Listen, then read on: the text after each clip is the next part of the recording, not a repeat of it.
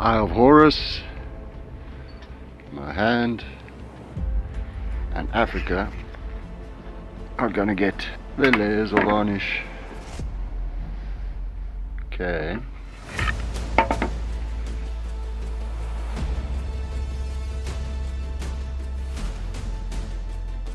Second, third coat of varnish. I think it's second now. No, it's third. Third coat of varnish.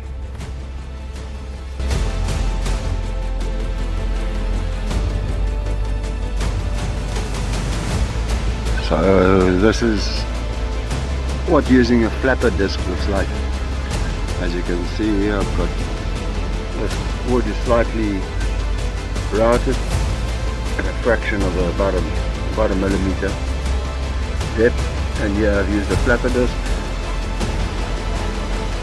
It's a 40 grit flapper disc, and it does an excellent job.